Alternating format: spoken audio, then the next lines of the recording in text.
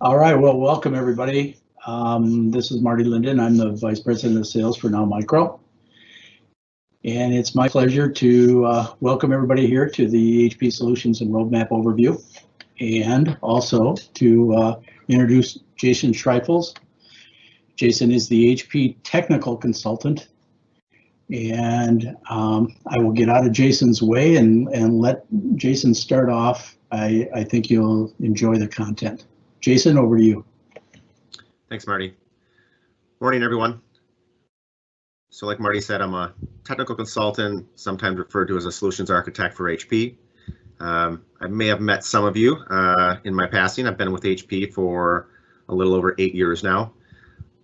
Before that, I was an engineer for Best Buy, doing all of their client-side work as far as imaging, deployment, client integration. I also worked for a healthcare provider for about 4 years, doing a lot of VDI and virtual solutions. Today, I'll be going over the HP hardware roadmap for some of our Elite product and some of our Pro product.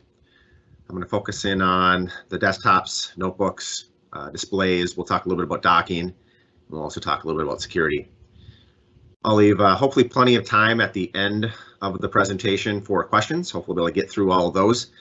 So please make sure you get those questions in, and we'll take a quick look at those at the end of the presentation, and we'll get those answered. If we have any follow-ups or any questions that we can't get answered, we'll make sure we reach out or follow up afterwards. So kind of starting with just the premise of HP and where we're headed as a company. The 3 pillars that you see here, and just FYI, I am not a marketing guy, I'm a technical guy, so I keep the marketing slides pretty vague, and I don't use a lot of them, but this one kind of talks a lot about our solutions that we offer from an HP standpoint. We start primarily at security. It's been one of our pillars for many years. About 5 years ago, we made a pretty large statement, grandiose statement, saying we have the most secure and most manageable PCs in the world, and we continue to add on to that security every single year with every new product that we release. We'll talk a little bit about that here later, some of the new features on some of our latest generation products. Design is obviously always at the forefront of our solutions, whether it's the thinness of the device, the weight, capabilities from battery life to performance are always a key metric when we take a look at our devices. And then recently, probably within the last 4 or 5 years, collaboration has become very important. We've obviously noticed a big change in how people use their devices from a collaborative standpoint, whether it's one individual or multiple people using that device. So we'll talk about where we've come over the last couple of years and what we're doing in our current and our future generations from a collaboration standpoint. So first, I just want to do a quick kind of just roadmap of where we're at from a product standpoint, and then where we're headed from a future standpoint on our notebooks. So taking a look at, desktops, not notebooks, sorry, desktops.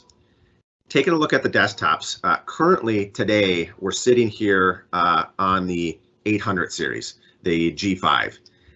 We've got the G6 all-in-one, and then below that you see the small form factor, you see the device mini, and then the all-in-one 800. You'll notice that those devices run all the way through into 2022. So we still have a long roadmap left on that particular product line. Down here in the middle, you'll see we will be releasing Rocket Lake in the early May timeframe.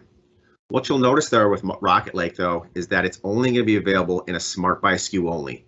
A lot of customers do buy Smart Buy SKUs. Most customers, though, generally buy CTOs. Some buy BTOs. And just to give you a quick idea, a CTO is a configured order, so that's something you'd work with your account manager with and configure a system specifically for you. Smart buys are what are available in distribution, something you can easily just go to distribution and grab from your partner. And then we've got BTOs, which are build to order, which are similar to smart buys, but they're basically a system that is sitting on the shelf that we would build at the time of request, but they're specific components that are in that. There's no adjusting of the component in that particular device. So why are we only going to be offering Rocket Lake in smart buys only? Intel has made many strides over the last couple years to try to stay on par with its competition.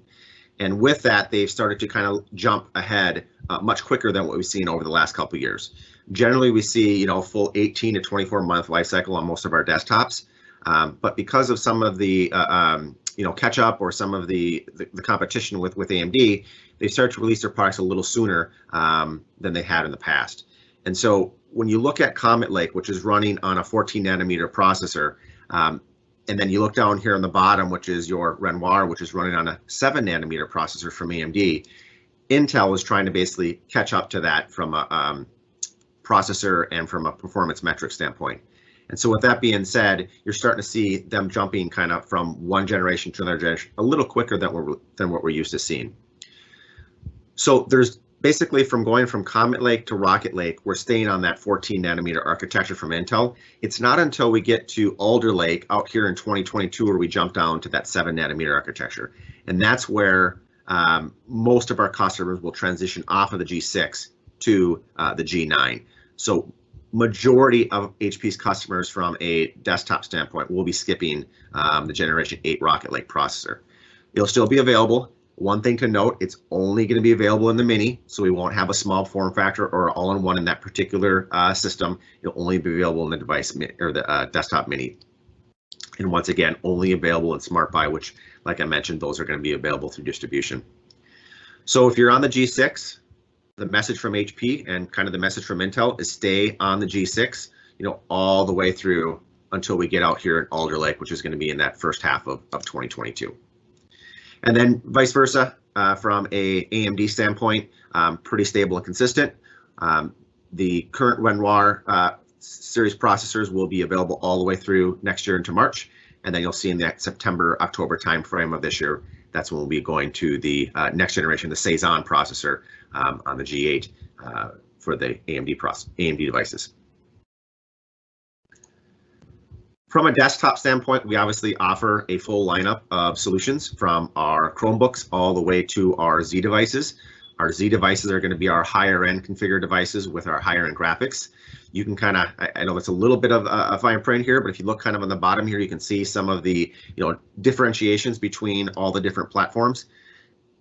Your Z products are designed for, you know, almost a 36-month or 3-year life cycle. They're going to have your higher end graphics, your professional graphics in them for your AutoCAD, your Revit, and that sort of thing. We do have our Slice systems, which are designed for collaboration. So if you have any collaboration rooms that need outfitting, let us know. We have some specialists that are working to facilitate any type of collaboration solutions. And then, like I said, we have our mainstay devices, which are Elite products, which fall into the 800 and 805. Premise here, if you see a 0, it's an Intel. If you see a 5, it's AMD. You'll notice that last year, the AMD series was actually in the 700 series format. So you sell like a 705. We now move those up to our Elite series class in the 800 series. So they're basically on par with the Intel products. And then we do have our Pro series as well, our 400 series and our 600 series.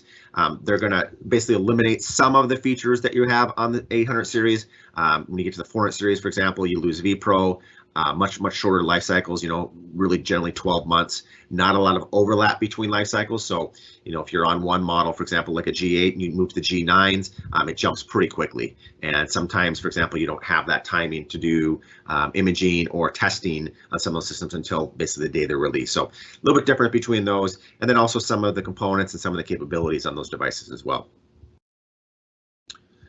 So focusing, like I said, more on the 800 series, a couple things I just want to note on the G6s. The G6s did get a new bezel design this year, so you'll notice they look a little bit different than the G5s. The port configurations, however, on these devices has remained the same. So we still have our USB-C, we still have our 2 Type A ports, our multimedia headphone jack, and then our power button. Those have all remained in the same spot as they did from last year. It just basically that front bezel has changed. Taking a look at the back, this is where we saw some significant changes from the G5s. So even going back to the G1 minis, we've always had that capability of having dual display port. So this has kind of been a standard feature for many generations of this product. So that allows you to easily connect 2 displays to the device.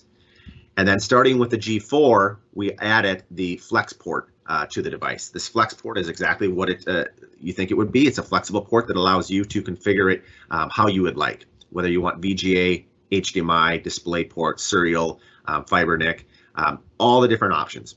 a majority of these options down here on the bottom are also available via an AMO option.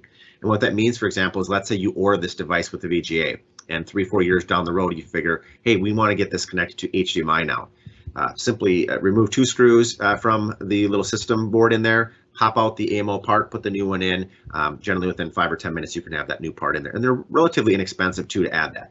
Now, with that being said, a lot of customers are future-proofing this particular box, and they have for previous generations as well. And what they're utilizing in this is this USB-C with power delivery. And what that will do is that will allow you to add additional devices via USB-C, but it also will allow you to power the Mini via USB-C. And we'll talk about quite a few new displays that we're going to be releasing and or have released over the last year or so that'll be able to power this device via USB-C. And last but not least, what also is new on the back of this guy is the configuration port 2. So this guy up here. This does have to be configured at time of manufacturing. Unlike Flex Port 1, this can't be configured afterwards. So just keep that in mind. So we can put a couple extra USB Type A's in there. So 2 more USB Type A's if you need it, which will give you 6 USB A's across the back, plus 2 in the front, plus the USB-C. So plenty of expansion from a USB standpoint. And then the other really cool feature is it does offer serial, but this NVIDIA 1660 Ti card. So what this will do is this will give you 4 additional display outputs on this guy. So you'll have 1 micro HDMI, you'll have 4 mini display ports, and it does come with the adapters for those. So those 4, plus if you have, let's say, display port there, plus these 2 display ports, that'll allow you to power up to 7 displays off the back of the Mini. So kind of a really cool solution if you have like a display wall or something where you need to utilize a lot of display outputs. It'll be able to basically do all 7 of those displays at full HD resolution. And there's also some, VR ready capabilities with if you're doing some, very initial VR, maybe it's just some viewing of it. Obviously, if you're going to get in depth with VR, we'd always obviously recommend move up to that Z platform. From an internal standpoint, we have jumped up the memory a little bit too. So we've gone from 32 to 64 gigs of memory capable. So that's 2 DIMMs. You do still have the SATA 2.5-inch drive option if you want to expand your mechanical spindle drives, up to 2 to 4 to 6 terabytes of storage there. 2 M.2 2280 or 2242 drive bay options. So that would allow you to technically mirror 2 M.2 drives if you need to have some redundancy. And then wireless WAN and or Bluetooth. A couple things to note on the wireless LAN and the Bluetooth section. If you remember on previous generations, we had these nub antennas on the back of the device. That has been removed. The antennas have now moved to behind the front bezel on this device. A couple things to note on that. If you are going to need either now or in the future wireless on the device, I would highly recommend getting that at time of manufacturing. It is quite difficult to add, we'll call it quality wireless after the fact. You can't technically add the internal wireless after time of manufacturing. You would have to get like a USB connector with an antenna in order to use wireless after the fact. So if you're needing it now or need it in the future, I would highly recommend to do it earlier than later, because it's not that easy to add it after the fact, at least from a quality standpoint. And then last but not least, a couple things to note in the back. We still have our single screw to open up the top of the chassis. We've got our standard security lock. And then this particular this particular USB port, it's hard to see, but there is a little keyboard symbol under there. If you have this device mounted, for example, behind a display underneath a desk, as long as you have your keyboard plugged into that and you have access to the keyboard, you can power that Mini on via keystroke and not have to worry about trying to find the Mini if it's mounted out of reach of the end user. Real quick, just want to cover, so new for the G6, we did update the keyboard as well, and the mouse. So the keyboard from previous generations got really good reviews from some user and then got really bad reviews from some user, depending upon what type of keyboard style user you are. Whether you like the more chiclet style keys like you see on a notebook, or you like the long throw keys which you see on previous generation desktops. So this one is kind of in between. It still gives you that chiclet style keyboard, but does give you a good tactile feel and good throw on the keys. It is a little bit thinner too, and it is a little bit narrower. And then you also notice that that top row of keys there is pretty narrow as well. So you get full capability, full size keyboard, but then those top function keys are going to be a little bit smaller. And then we did move to a more ergonomic mouse as well. Taking a look at the small form factor, nothing really on the G6 from a small form factor has changed. The only major thing is going to be like the Mini, the bezel changed a little bit. So you get a little bit different look and feel in the front of the device, but the port configuration has remained the same. So nothing here in the ports has changed. You still have the 4 Type A's and the USB-C and then the optional SD card reader on there. So nothing on there has changed from a port layout or port standard.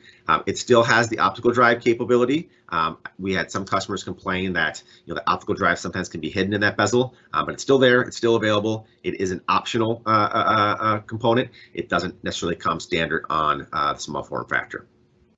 And then taking a look at the back of the device, nothing really has changed on here as well. We still have the serial port option if needed. So if you need to get a serial, once again, it's kind of recommended to do that time of manufacturing. However, it is an optional AMO part as well, because it's kind of like with the Mini, we've got that flex port option here on the device.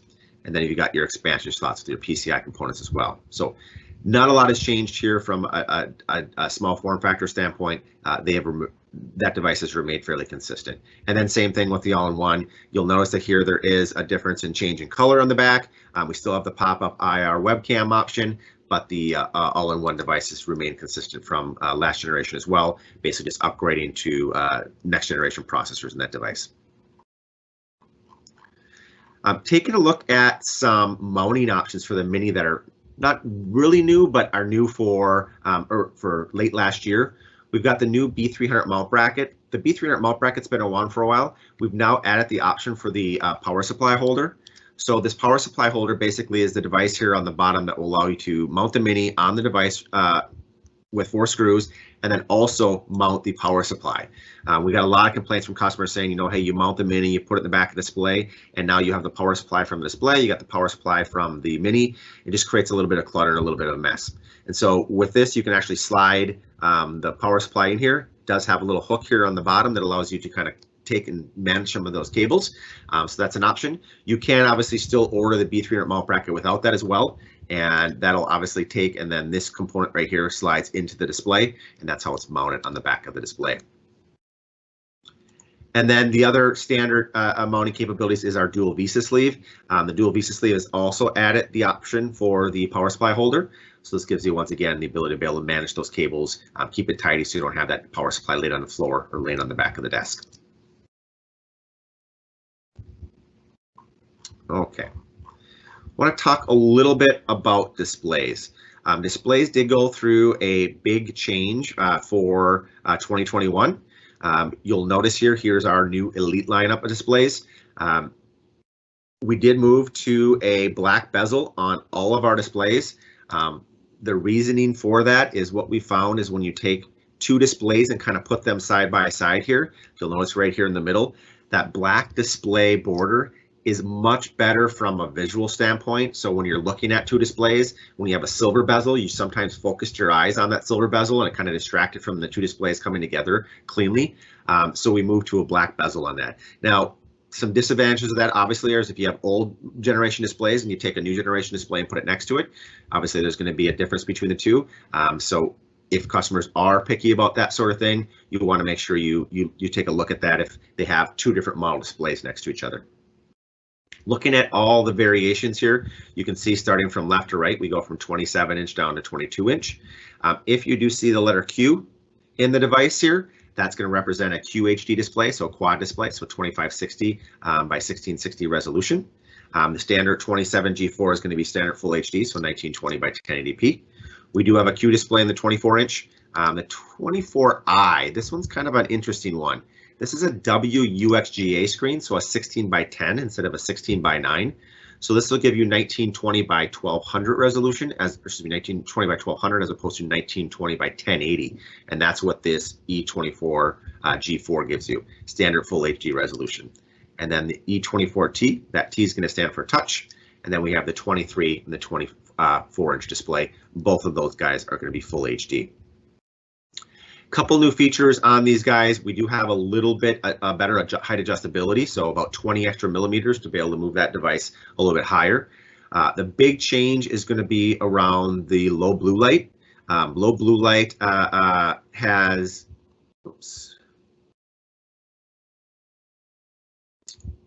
become a long ways over the last couple generations.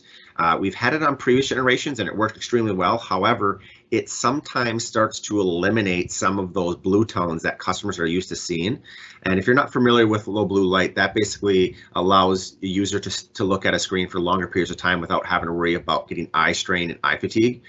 So with our previous generation, we were here as far as where we actually removed the blue. And with this generation, we moved over to a different level.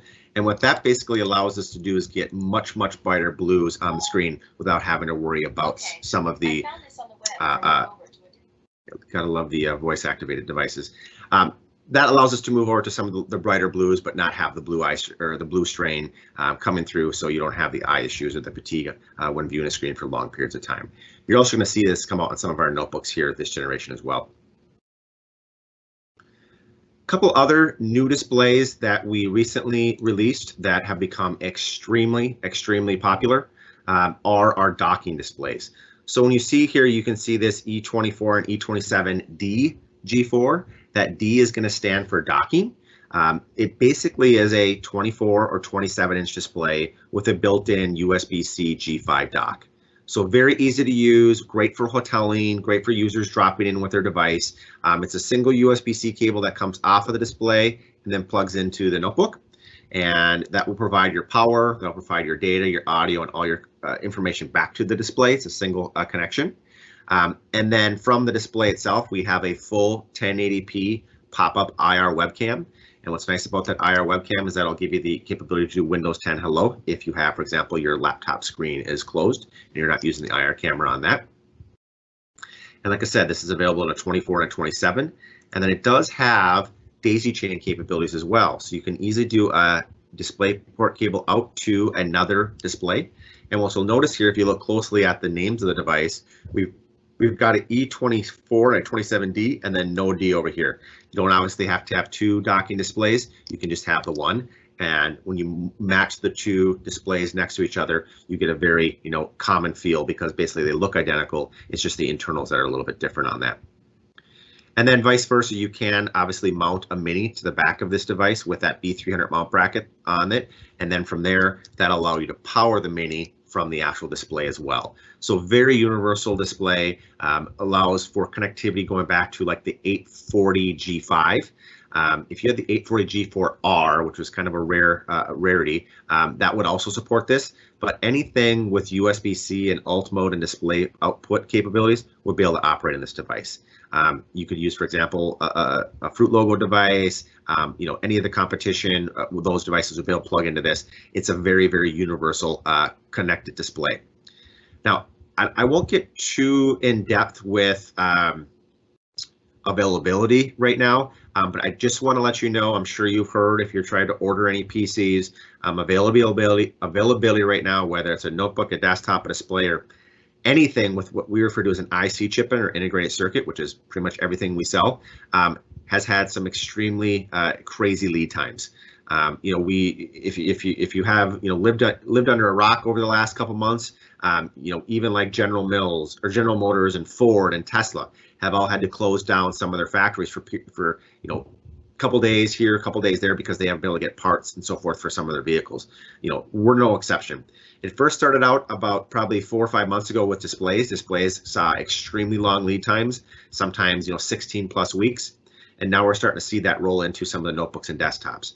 So I guess what I can't stress more than anything else right now is if you are looking to order PCs, for example, if you're for next year for school or anything like that, or for just the next billing cycle, order them as soon as you can because right now some of the lead times are extremely long.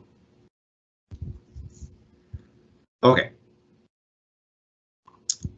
And then last but not least, I just want to show our P series displays. So we do have our professional grade series, which is a step down from Elite series. These are going to be more of the cost conscious devices. These are going to have HDMI and DisplayPort on them. They're not going to have HDI, DisplayPort, USB-C like the Elite series has on them. These are available in a 21, 24, and a 27-inch display. Little less height adjustability on them. They don't have the USB hub like the Elite displays do. They're only going to have 120 millimeters of height adjustment as opposed to 150 like the Elite series displays. They're still going to have the new 3-edge borderless display on them though, so that's going to be consistent across the board. They're going to be a little less bright compared to the Elite series, but the nice thing about it is they're going to be a little bit more cost effective. And then these will also have on the 24 and 27 will have speakers on the bottom of the devices. So built-in speakers is kind of nice depending upon the use case for the end user. Okay, and just real quick from a look and feel standpoint, here's the docking display with that mini on the back of it. There's your mini mount bracket and then a single USB-C cable to the back of the display, and that'll allow you to mount it. And there you can see that's the B300 mount bracket without the power supply holder. You wouldn't need that because obviously you're powering the mini off of the actual display itself. And once again, in order to get to this configuration, you do have to order the mini with that USB-C with power delivery port. So if you order it, for example, with HDMI, you could obviously still fully utilize a system like this with that B300 mount bracket. You just would not be able to power the mini from the display. You'd have to power the mini off of the AC adapter that comes with the actual mini itself. All right. I want to jump into security here for a few minutes. So taking a look at the 2021 security stack, if any of you have heard me present over the years, one thing I've focused on, and I could probably spend 2 hours on, is on security. We jumped into the security world a long time ago. We started, down here below the OS with our endpoint security controller. We were the first manufacturer to do this. We're the first manufacturer to get to a level of BIOS where we can properly heal our BIOS without any end user interaction. No one's even close to us on that front yet. Some of our competition is getting there, but they still require physical hands-on with the device. We've been at hands-off on our desktops and notebooks from a BIOS standpoint for many generations. We're pushing almost 7 generations of systems where you don't have to physically be at the system if you had some type of BIOS corruption. So how does this endpoint security controller work? So basically what happens is when you hit the power on your button, whether it's a notebook, a desktop, whether it's our workstation, even our printers, for example, the first thing that gets power is this endpoint security controller.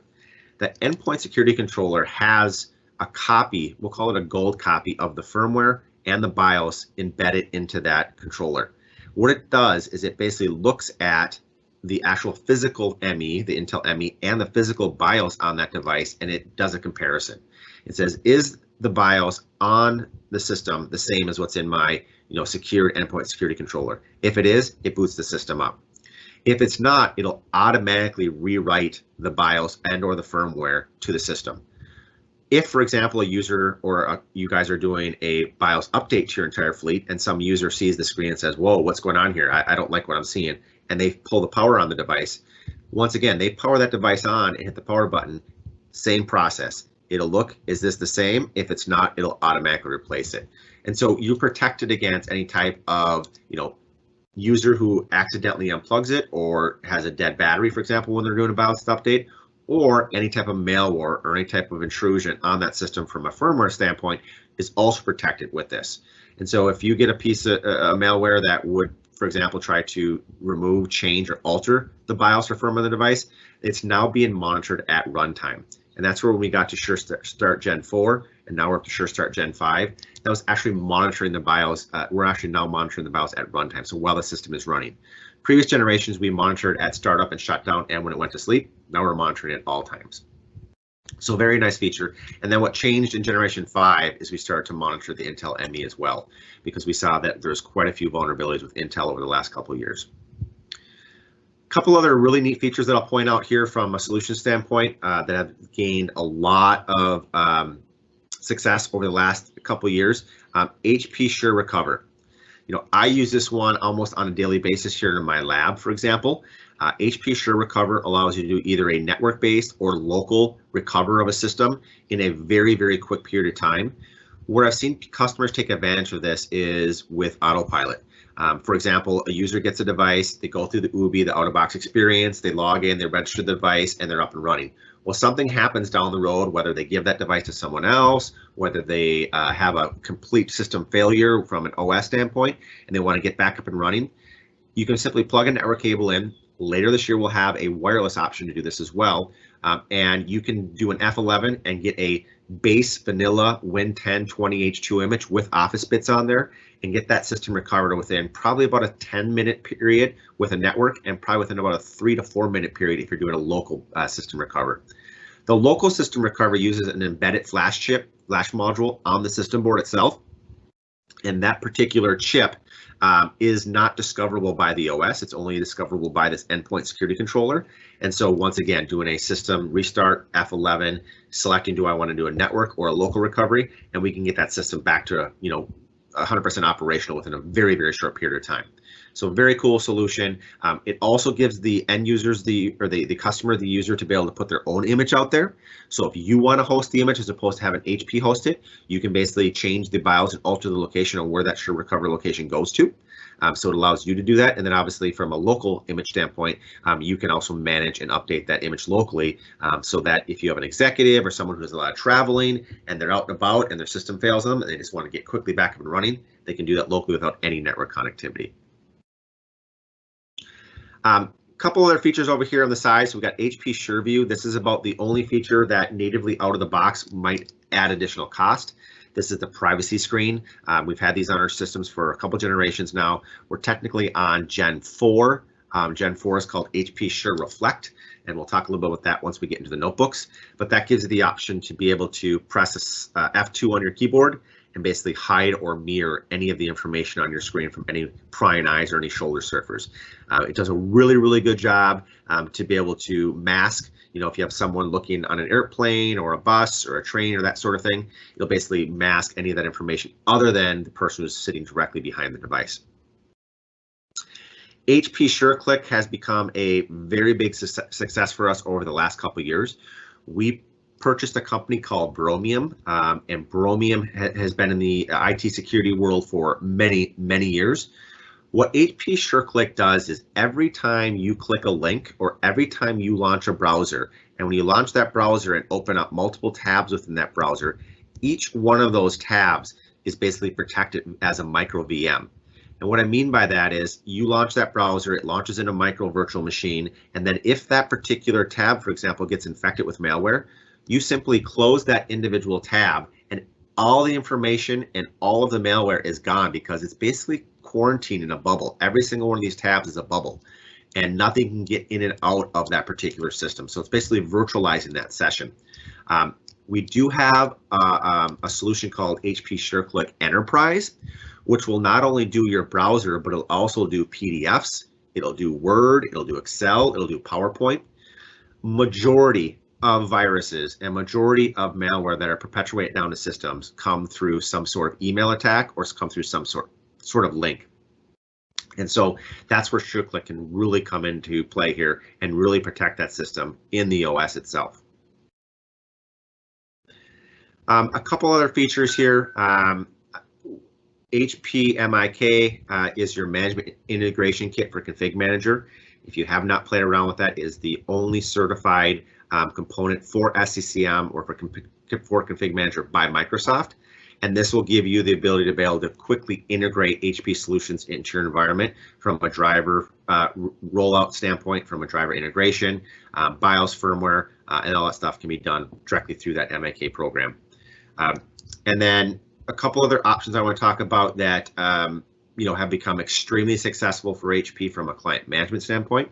If you have not played around with HPIA, I would highly recommend you doing that. I've been kind of preaching the HPIA story for a couple of years now. HPIA stands for HP Image Assistant.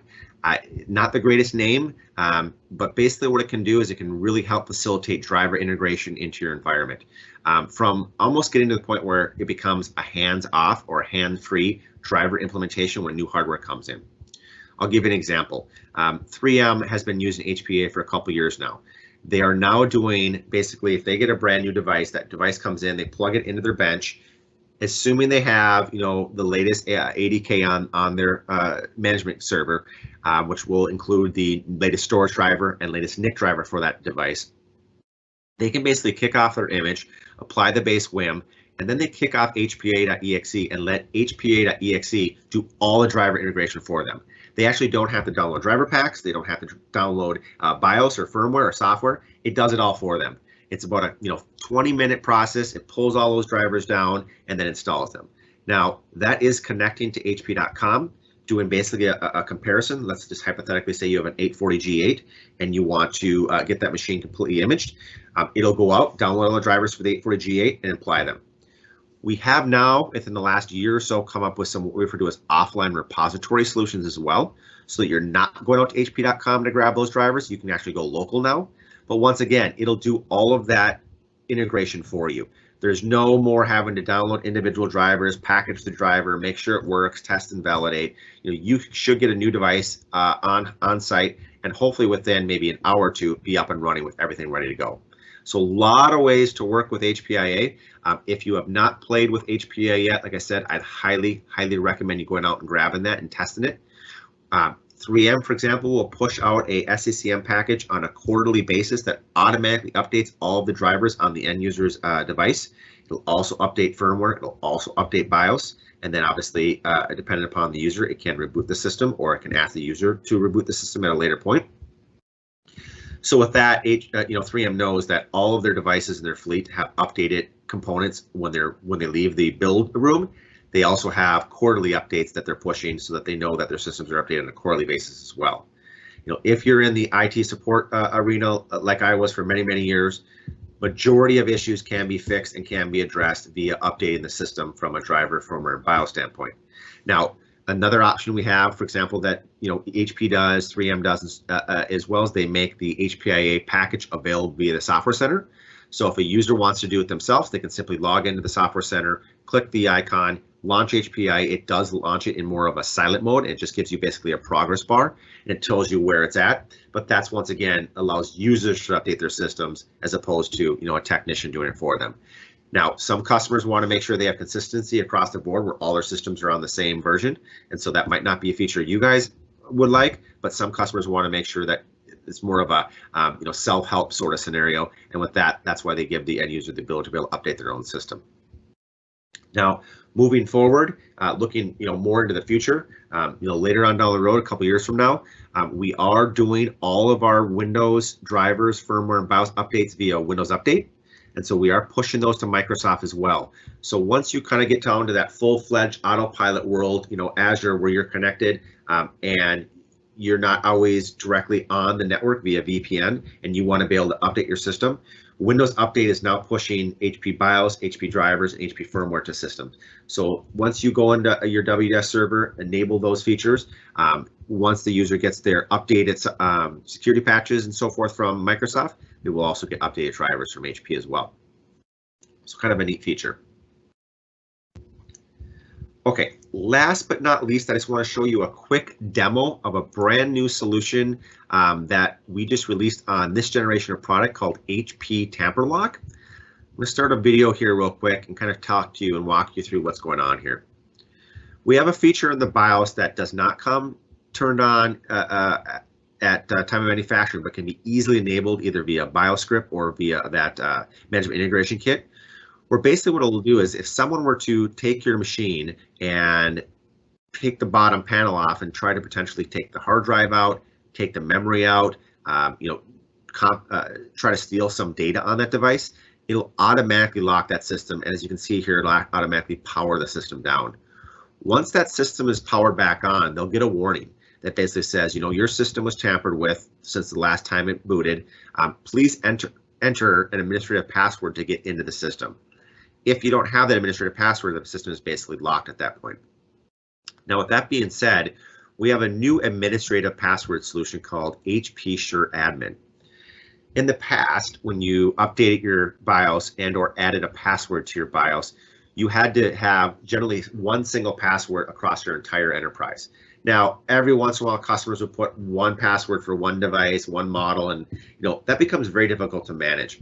What HP Sure Admin does is the simple app you go download on your Android or iOS phone, and then the IT administrator would create a pairing key for you that only you as an IT administrator could utilize on that device.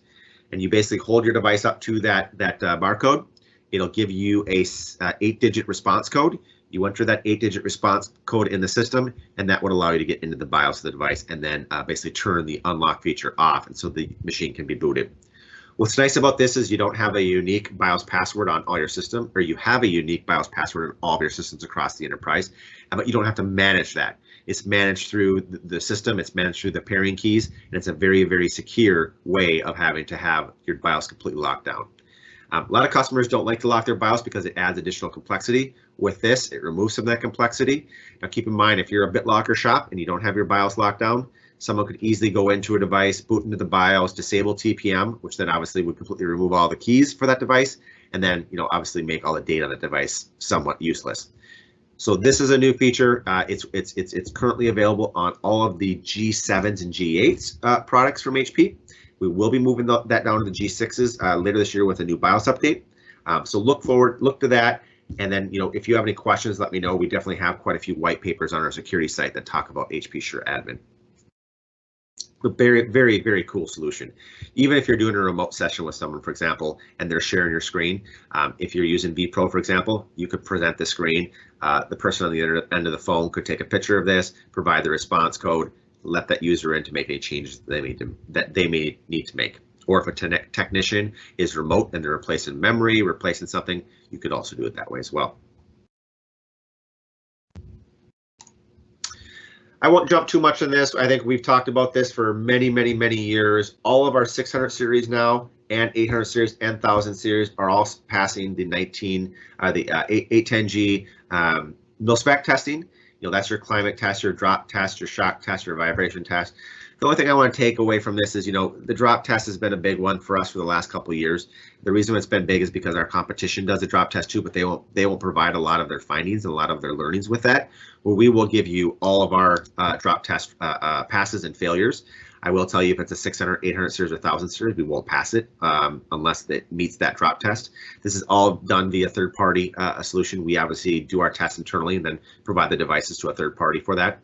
The drop test is basically dropping that device 26 times down to the floor. The floor is either made up of a metal slab or a wood slab. It's got to survive that drop from all the corners, top, bottom of the lid and everything like that. And it's got to be able to fully function and fully power on. And so we do that for all of our 1000 series, our 800 series, and our 600 series. And that drop means 26 times, like I said, from 30 inches, which is generally where you carry that device on your side or from the top of a table.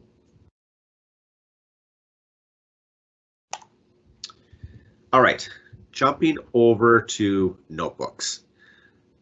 So like desktops, we have a full lineup of notebooks, starting with our Chromebooks on one end, all the way to our 1000 series on the other end.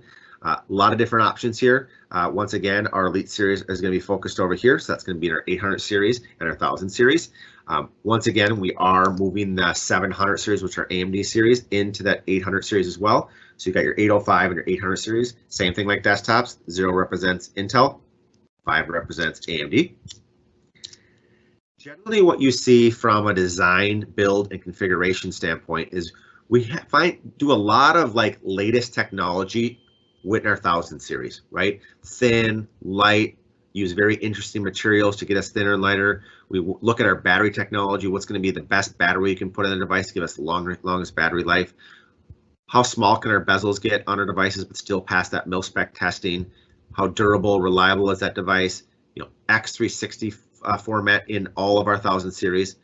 And then when we get the findings on the device and we start to learn how can we manufacture these at a reasonable price, that's when we start to look at how can we propagate some of those features down into our other series. And so you look, for example, the 1000 series a couple years ago went to all CNC milled aluminum. We're now doing CNC aluminum in the 800 series. And this year we're actually now doing pressed aluminum in this, 800 series. And this year we're doing pressed aluminum in the 600 series. So we start to take those features that we learn, become really efficient at manufacturing with, and then move those down to our series, next series generations below that. So very, very cool solutions we'll have, and we'll talk about some of the 800 and 1000 series here. From a roadmap standpoint, these roadmaps are nothing like I've ever seen in my 8 years at HP or my 20 plus years in IT. What you'll notice here is there is a monster overlap here, almost a year, 10 months between G7s running Comet Lake processors and G8s running Tiger Lake. I have never seen that sort of overlap before in my IT career. Once again, it has a lot to do with Intel trying to compete with AMD. You look up here at this Whiskey Lake, that is a 14 nanometer. Here we're at 10 nanometer. And then with Alder Lake, that's when we get to 7 nanometer. Intel has not yet certifiedly announced their Alder Lake release on notebooks. My guess is it's going to be over here sometime in the April timeframe. But what that means to most customers that are probably currently on the G7s, whether it's the 800 series or 1000 series, that you will not be able to get to the G9 series without having a big gap. So if you have not transitioned to the G8 notebooks yet, I would highly recommend within the next couple months, get down to the G8 devices. If you don't, like I said, you're going to miss out, and you probably have a couple month gap where you might not be able to order PCs.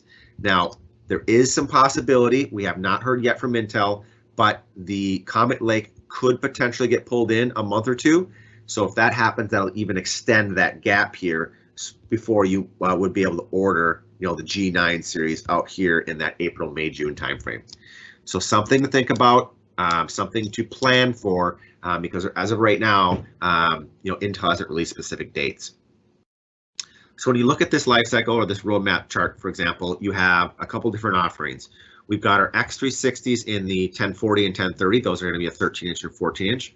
We have our groundbreaking Dragonfly, and all of these are kind of coming down here to the next generation of that device, same basic setup. We have the G2 and the G8 series. We do have a brand new product that we just launched. I'll talk a little about that, called Dragonfly Max.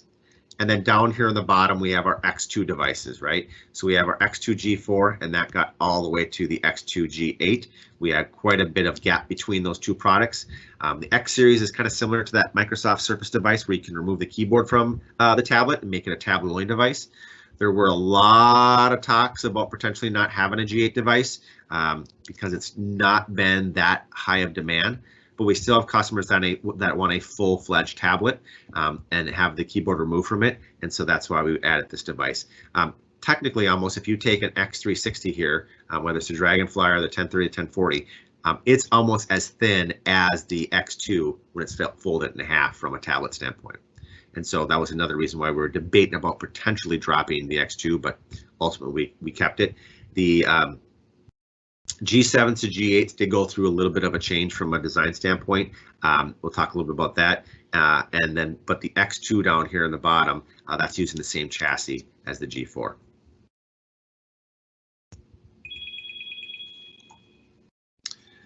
From an 800 series standpoint, we've got the G7s and the G8s, very similar to the last slide. Once again, massive overlap between those products. But like on the 1000 series, this is when the G9s will be out. So, if this does get pulled into the, end of August, September, like I said, I'm not verifying or I haven't confirmed that that's going to happen yet because we're still waiting from Intel on that. You want to make sure that hopefully sooner than later, we get moved over here into the 800 series on the G8s. If you're not familiar with our naming convention, we've got our 13-inch, 14-inch, and 15-inch represented by the number in the middle there. And then we do have an X360 in the 800 series as well. And there's a brand new product right here, 840 Aero, that we'll talk about here in a second. And then looking at the AMD products, once again, they do have quite a bit of overlap on them, but they're going to basically be running on a standard, 18-month cadence like they've been running for a long, long time. We just launched last week the AMD Ryzen Cezanne processors. They've got some phenomenal benchmark so far on those devices from a performance standpoint. And if you're looking at AMD, now is an absolute great time to transition just because of some of the performance metrics we've seen on the 7 nanometer AMD Ryzen 5000 series processors. And then real quick, just on the 600 series, they're very, very similar to that of the 800 series. from a release standpoint. We've got the G8s now. Once again, if you're on the G7s, try to get to those G8s as soon as you possibly can. And then we're looking at over here for the G9s. All right, so let's talk about some of the new features on the 1000 series, the G8 devices. HP Context Aware, utilized on our 360 model. So that's going to be our 1030 or 1040 Enter Dragonfly. HP Context Aware is an AI-based system that basically tries to figure out where that device is situated. Is the device in a docking station? Is the device being carried? Is the device in my hand? Is the device, for example, on a user's lap? If it can understand and figure out where that device is at, it can automatically adjust multiple aspects of that laptop. For example, if you have the device sitting here on your lap, we want to make sure that it's very cool to the touch so that it doesn't get hot on your lap. So we'll automatically adjust the thermals on that device to make sure that you don't have a device that's producing a lot of heat on your lap. But with that being said, generally, if it's on your lap, you're probably not connected to a docking station. You're probably not connected to a physical network connection. And so let's take the antennas on this device and let's boost the signal on it. And so it'll actually do things smart like that. It'll actually work to have a better end user experience from a performance, but also from a connectivity standpoint. You'll also look at what type of environment. Is there multiple people around? If there's multiple people around, how do I automatically start to utilize my multiple microphones in that device from a collaborative standpoint? So very, very cool feature built, you need 20H2 on your device to take full advantage of that. It does work with 1909, but to unlock all the features, it does need 20H2. Another cool feature that I use every single day is called HP Presence Aware. What this basically facilitates is if you walk in front of a system, even if that system is in a deep, S5 state, for example, so a very deep sleep state, it'll automatically turn the cameras on the device up here on top, just the IR camera, none of the other cameras, and it'll basically check to see who's in front of that system. Is it the user who owns that device? And if it is, let's automatically log them in. And then vice versa, if the user walks away, it automatically locks that system for you. So if you accidentally forget to lock your system and you have some lovely IT folks or lovely people in the office who love to play practical jokes on you and come over to your device and send off an email for you, this will automatically lock the device when you walk away. So very cool solution. It can be enabled or disabled within the settings of the device, and you can adjust the actual depth or how far away you have to be. I've noticed, for example, if I just come in my office and walk by my system, I can see the little IR lights turn on. But if I'm far enough away, about 2-3 feet, it won't do that. You actually have to sit down in the chair, but you can adjust the depth of that actual sensor on the top of the screen to figure out where you're at, and then automatically adjust to log you in or log you off. A couple things on collaboration here. So the new sound system from a headphone standpoint is very interesting. If you remember, like I did when I was a kid and you were in school, you went to one of those quiet rooms, you put a pair of headphones on, and they would talk to you and say, okay, we're going to play some sounds. Raise your left hand, raise your right hand, and let us know what sound, what ear you hear it in. And they would play certain frequencies and they play certain volume of sound within those headphones. Well, this is very similar. It creates a profile on the system for the user, and so when that user puts their headphones on, let's say for example their left ear or right ear dominant, it'll automatically adjust the volume for left or right ear. Vice versa, it'll also do it for frequency. So if you have better frequency capabilities in one ear or the other, it'll also adjust the frequencies in either of those ears for you. So very cool, smart profile generated solution for end users. Real quick on the 1030, 1040, obviously this, I'm going to put a slash in here because this is the same for the G8s from a design standpoint. So when you look at the G7s and the G8s, they look the same. It's just basically what's changing is going to be some of the internal components from an Intel standpoint, and then some of those new sensors to give us like HP Context Aware and Presence Aware and so forth. But the rest of these features are all the same from 2020. So we still have those thinner and lighter bezels, as you can see here, going all the way around that device. This is the Sure Reflect screen, that kind of gold tint, to basically mask or hide any of this information on the screen when looked at it from an angle or looked at it from behind. We still have, the quiet keyboard, which we've talked about in years past. We still have that secondary world-facing microphone. So when you look at this device, you've got your microphone here, and then you got your second world-facing microphone on the back, and that's going to help, for example, for noise cancellation. We talked about HP Sure Reflect. We've got sustainability, which we'll talk about here in a second as well, and then that presence aware that we just talked about as well. Talk a little about Tile as well, because Tile is a neat feature that I'm pretty excited about here at the end of the year when we make some pretty big statements about where we're moving with Tile, and we'll talk about Tile in a second.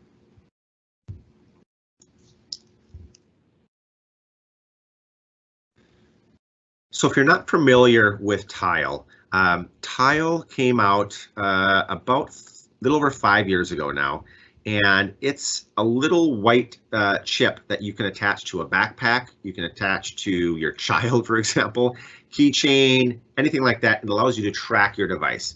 Not only does it allow you to track your device when the system's powered on, but also allows you to track your device when your system's powered off. Our first version of Dragonfly G1, had Tile built into it. It had the option to be able to track it in case you left it in a coffee shop or left it on a bus or that sort of thing, or in a taxi. Now with the 800 series and 1000 series G8s, we have integrated Tile onto the actual wireless card. And what that basically does is it's no longer a component that you could remove. It's actually integrated into the wireless card itself. And once again, it allows you to track a device, it allows you to ring your notebook, it allows you to find the last location of that device via a cell phone app. It's an app that you can download on your cell phone. The reason I said I'm excited about this for later this year is we will be coming out with an enterprise grade solution for this, meaning you'll be able to track all of your devices. And then we're looking at some other cool features to add to that. For example, geo-tracking. If you take your device, for example, and go outside of a certain range, we can shut that system off. We can disable the wireless on it. We can disable data on it. There's a lot of different options that we can do. And from an IT standpoint and from a security standpoint, that become very, very important. For example, you work in a clinical space, you have your laptop and someone grabs it and runs out of the door with it. You know that, for example, once it leaves that wall, for example, all the data on that device will automatically lock down. You could also, for example, send a kill pill to the device and delete all the data on the device. So a lot of cool features available here with Tile. Currently today, it's available on all the 800 and 1000 series. It's a one-to-one solution today, so the end user or the owner of that device would have to have the application on their phone to be able to track that. But we're looking at an enterprise-grade solution here, hopefully by the end of the year. HP Workwell, just a quick exercise app that tells a user who's been sitting at their desk for long periods of time, or for example, doing a presentation. When you're done with it, hey, go do some quick stretches and do some quick exercises. So pretty cool app. Obviously, a lot of customers will remove that, but that can be reinstalled via the hp.com website in your drivers section.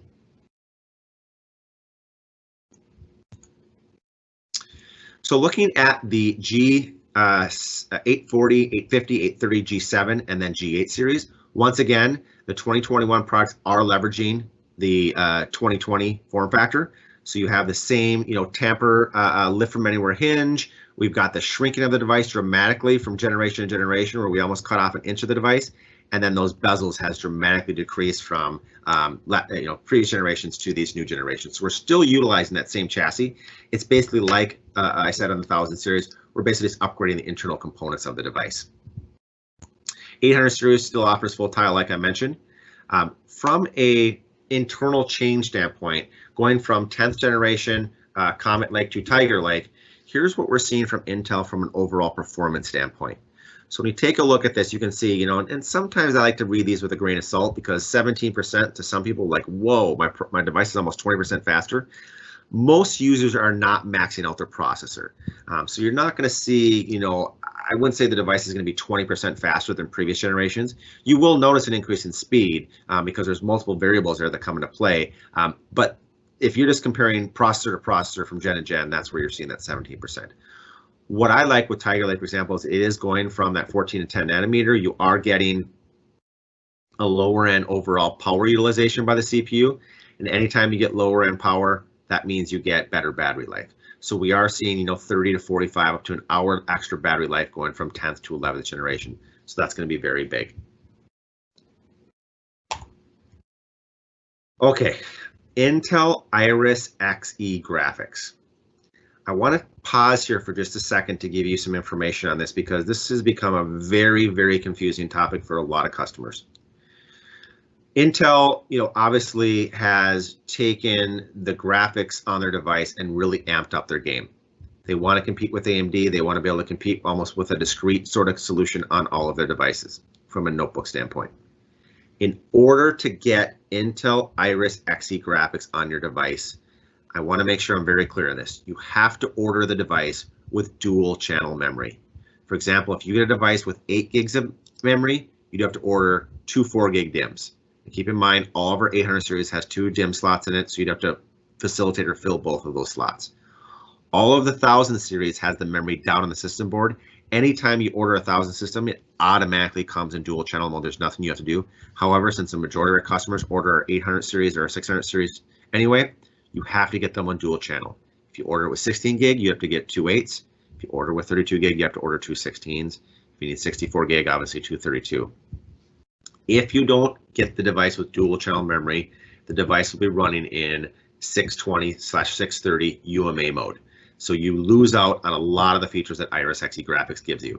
For example, you're now able to support 4 displays on a notebook as opposed to 3. So basically increasing that display by 1. 3 4K displays, where in the past it was 3 full HD displays, or 2 2K displays, or 1 4K 5K display. So definitely upping up the game from a display output standpoint.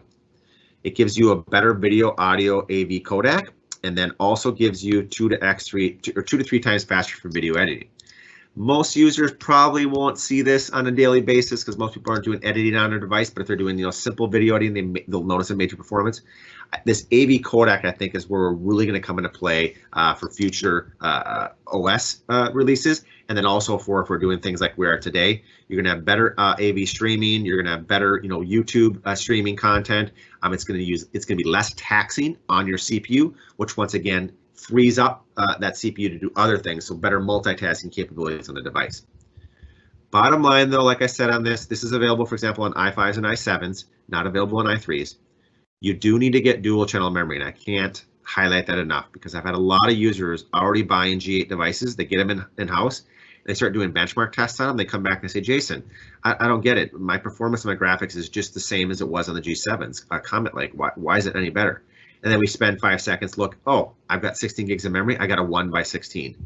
That's why you need to run in dual channel mode. So just to reiterate, dual channel mode for Iris Xe graphics, better overall performance in the GPU, better AV codec.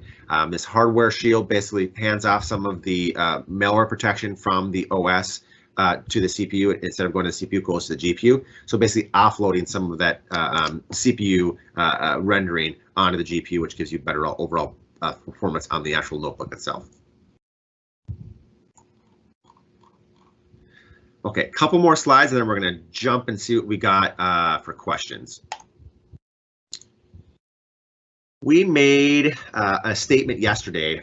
Enrique Laura sent out a statement yesterday around HP as a sustainable company.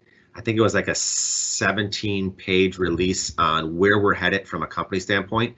We want to get out of the wasteful world of when your laptop, when you're finished with it, you throw that device away, you get a new one, it goes into a landfill.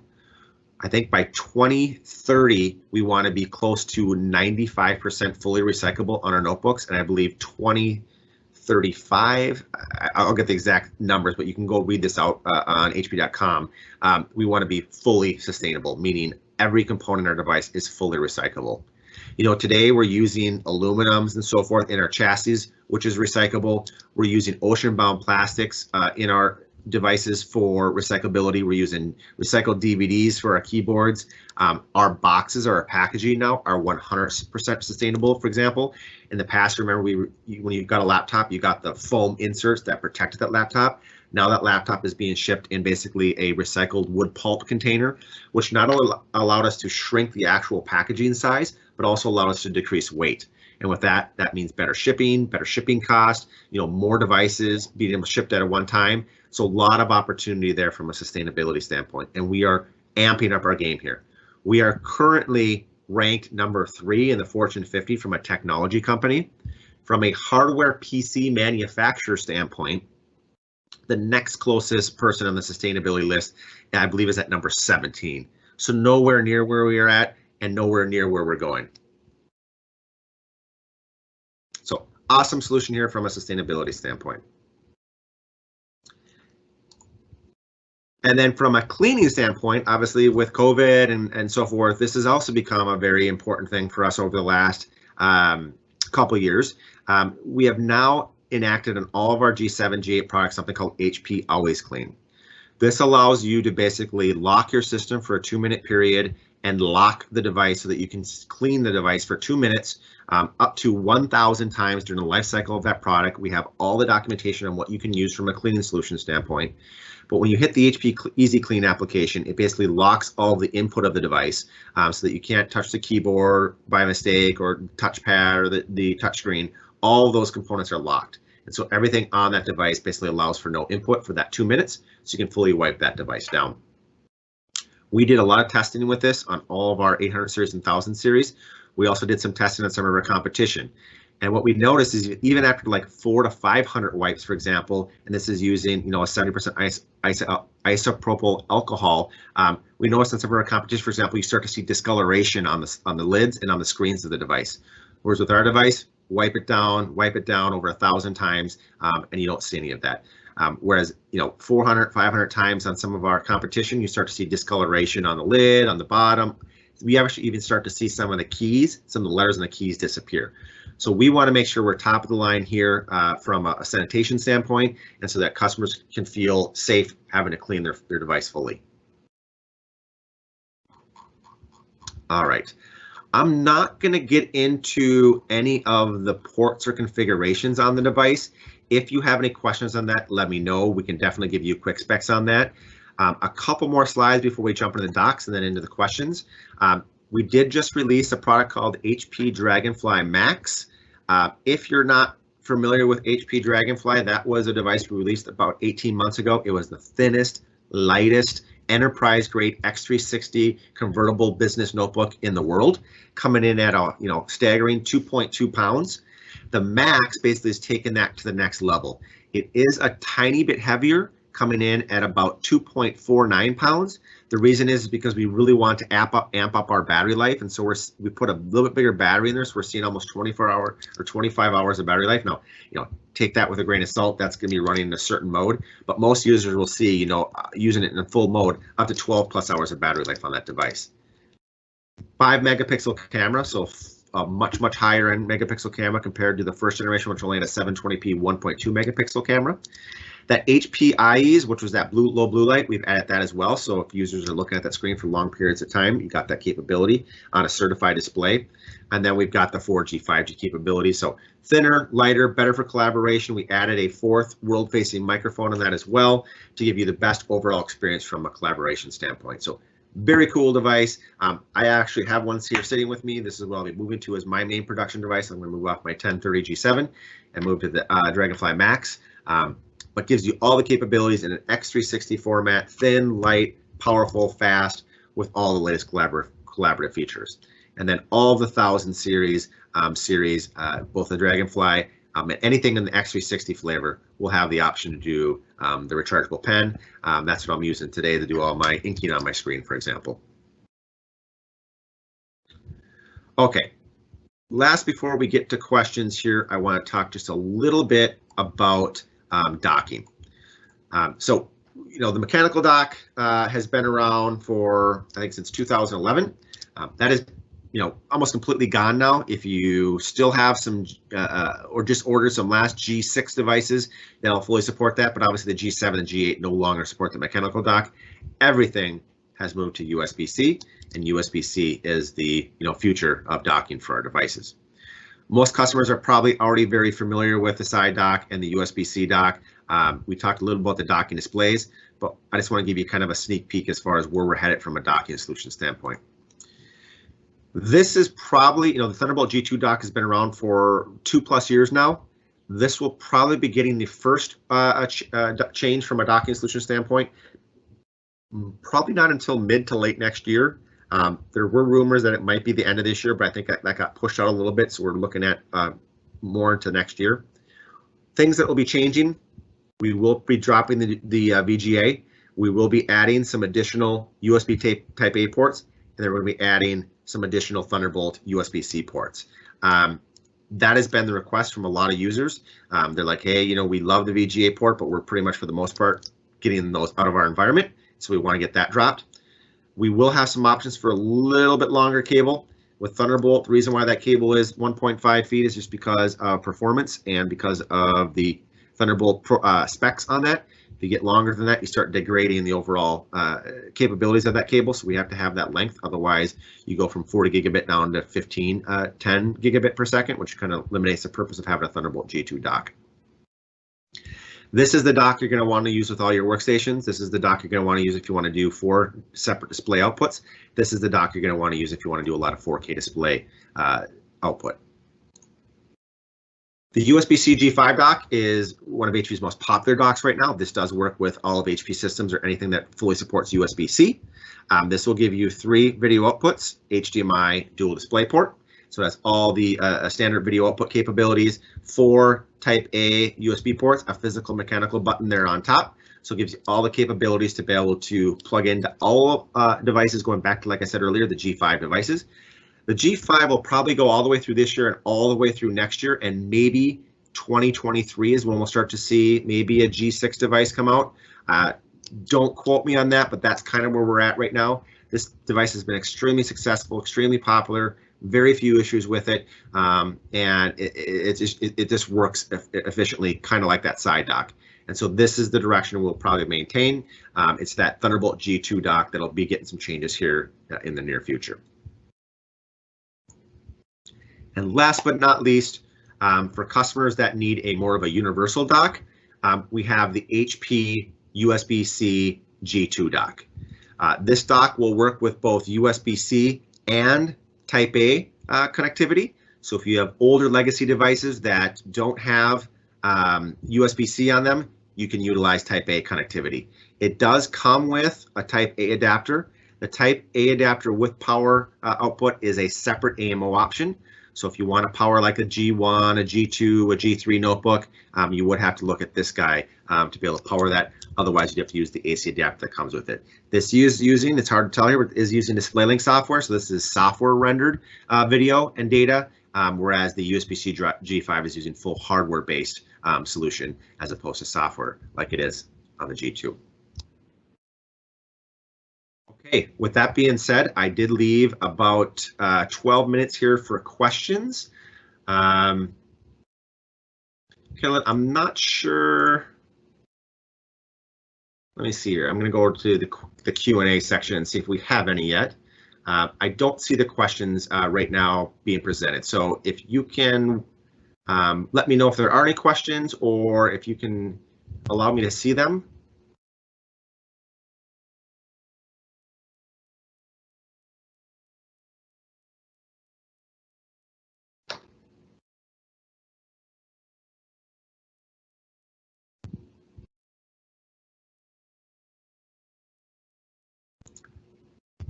Kellen, are you there? Oh, gotcha. Okay. I remember that there's a small delay, so I'll wait for those questions to come in here.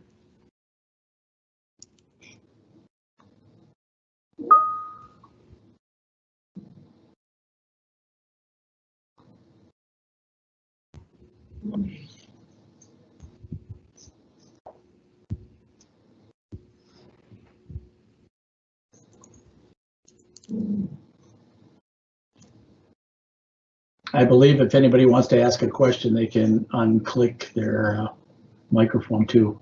You can hear me, right, Jason? I can. Yep. Yeah. So you can also go that route if you want to speak up.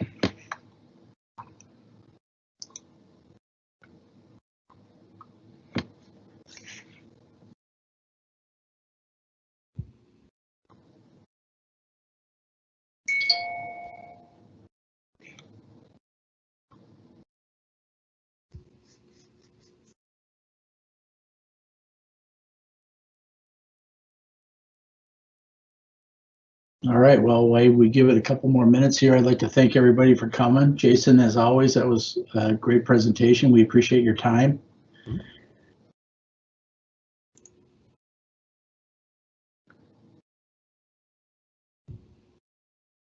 Hope everybody enjoyed donuts or bagels or something this morning.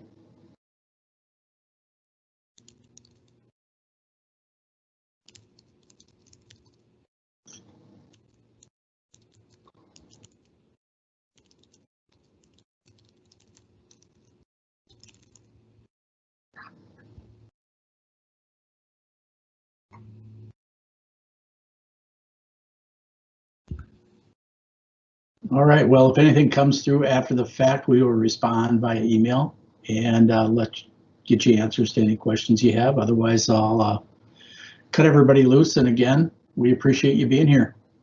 Thanks a lot for coming. Thanks again, Jason. You bet. All right, goodbye, everybody.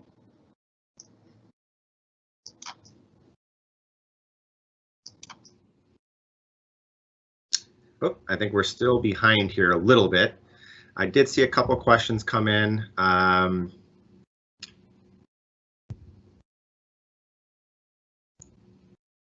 there they are.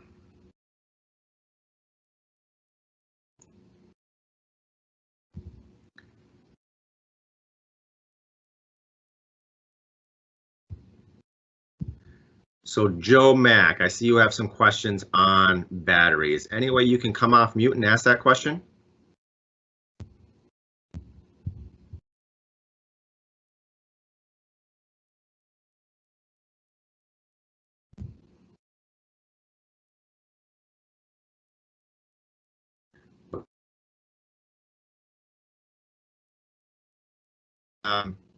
About 2 hours talking about batteries. We have done some pretty insane engineering solutions when it comes to batteries and how we look at our batteries, how we charge our batteries, how we implement charging solutions, how we look at the heat signatures around batteries. Every manufacturer from Dell, Lenovo, HP, Apple, you name it, cell phones, tablets that use lithium-ion battery packs, which is everyone, has this issue. But what we have done differently than, say, some of our competition is we have built into our BIOS the option to be able to select how that battery is managed. Anything from last May and on, if you updated a system BIOS on devices, this is going back to G2 notebooks, so probably 7 years, will automatically change the system to let HP manage my battery charging. What that does is it automatically looks at the heat signature of that, and once the battery gets too warm, or once the charge cycle on that battery becomes too low, it'll automatically start to limit that battery down to about 80% so the heat signature can drop. And then once it's at a safe point, it starts bringing that battery back up to 100%. We've gone through, I think, 5 different algorithms now to be able to really tweak that. I don't want to say we want 100% eliminated all battery bulging, but we've got it down now to where it's less than like 0.5%. As you know, we cover all of our devices for 3 years from a warranty standpoint. And so that battery is also included in that 3 years on our 800 series and our 1000 series. And it's available on our 600 series as well.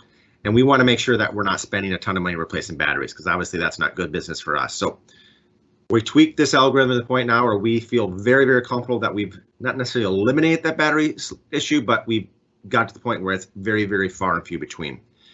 A big issue that came up is obviously COVID. People plugged their laptop into their desk at home, never unplugged it. So it's never going through a charge cycle. So it's always sitting there 24 hours a day, 7 days a week charging. So there's a lot of white papers out there from HP. If you just do a simple search for HP battery operation, HP battery issues, you'll go to our white paper section. I can also get it to you if you want to reach out to us afterwards. I can get you some links to it. It'll talk to you how to implement it, how to change it, how to alter it, and or just if you order a brand new HP system, it automatically comes pre-configured with the settings to make sure that that doesn't happen. So we're automatically now shipping our device with, let HP manage the battery charging, and that'll obviously check to make sure that you're within the metrics of a safe and reliable battery, so you don't have to have those swelling issues. Okay, I will provide this presentation for in a PDF format, and I'll get that. I'll get that to Caitlin so she can get that out to you guys afterwards. So I will make sure that's available. Hey, Will.